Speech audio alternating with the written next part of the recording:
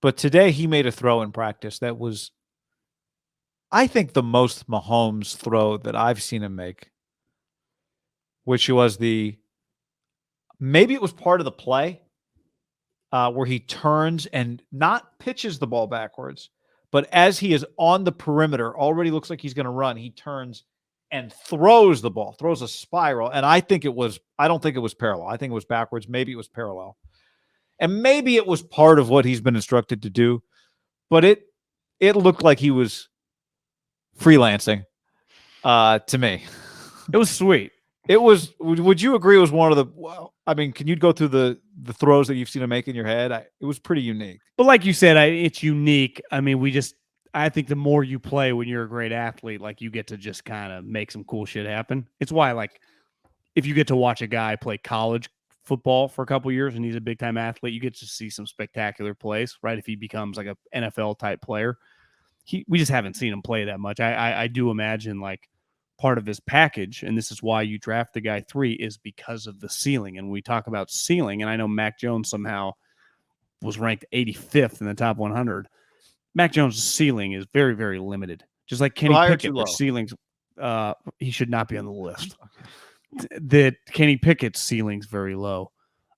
Even Zach Wilson, for example, before he got hurt, I had seen like the Jets every once in a while. I follow him on social media.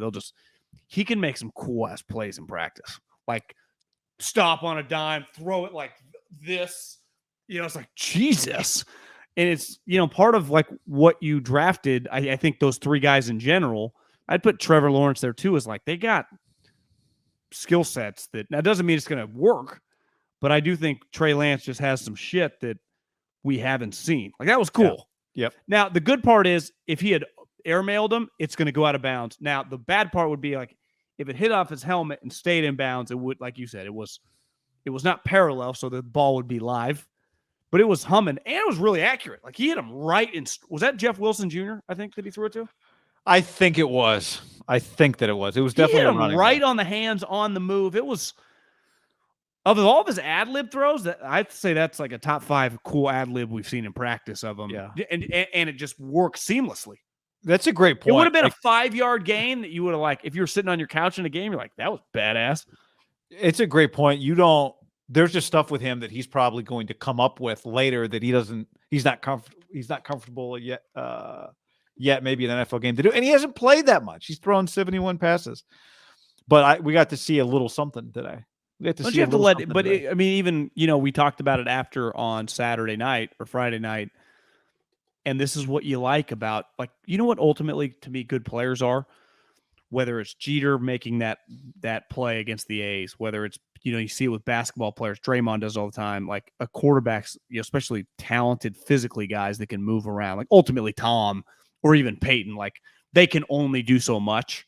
But when you can move around, I mean, Roethlisberger, he became a star by doing this, is like kind of your instincts of, and I think it's what gravitates fans toward these type players. Rodgers is probably the best at it, is like, kind of feel like a little kid when you're watching them. Like, this is what you would do in high school, but you're doing it at the NFL level. It's why Mahomes everyone gravitated toward him, right? It's like, God, how much fun. It's like Brett Favre, but he's under control. Think about how many times through OTAs and practice we've seen Trey Lance out of the pocket and then make a throw, and we turn and say, yeah, but that's going to be a sack.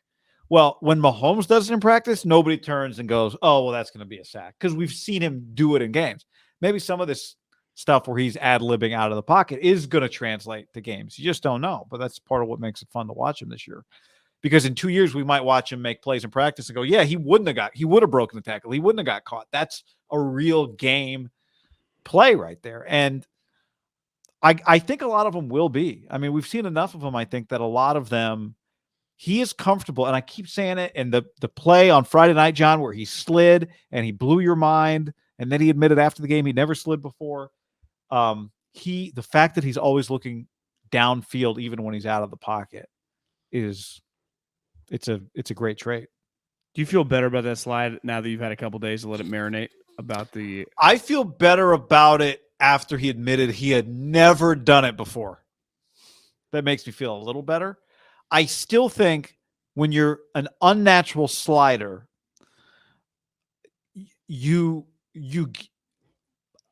I think you have to be just as decisive with your sliding as you have to be with everything else. And you can get popped if you're not decisive with your slide and not totally comfortable with your slide. In some ways, I'd almost rather you not slide than slide awkwardly, because you're really exposed when you slide and you're at the mercy of the defense.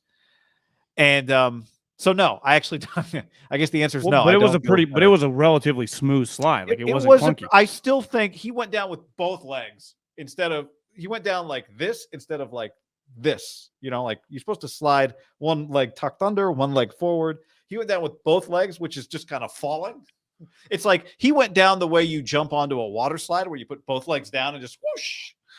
And I'm just a little concerned because yes, it was good. It was good. Well, the reality is, if he slides and he hesitates a little bit, whether or not like it's a penalty and a guy takes him out and hits him and he gets a concussion, like that still happens, right?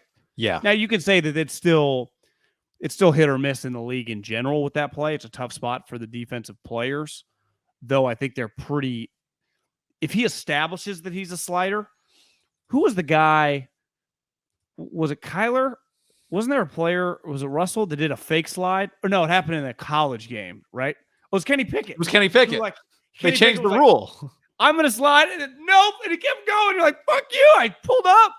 But the one thing, though, if you establish you're a slider, like if that gets on tape, like, he's probably not going to play this week. I think they've already basically admitted he's not playing this week. I thought he said he's playing weeks 1 and 3. Yeah.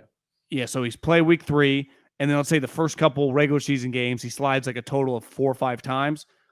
Then to me, when you're playing him and I'm Raheem Morris, we're getting ready for him, I'm hammering that home. Guys, when he's down the field, you got to pull up because he's going to slide, and then that saves you a little bit. But when you're a diver, like, guys, he's looking to finish. We're going to finish him. So to me, you just got to keep establishing a couple more slides, then they kind of leave you alone for the most part. I mean, you're still going to get a couple kamikazes,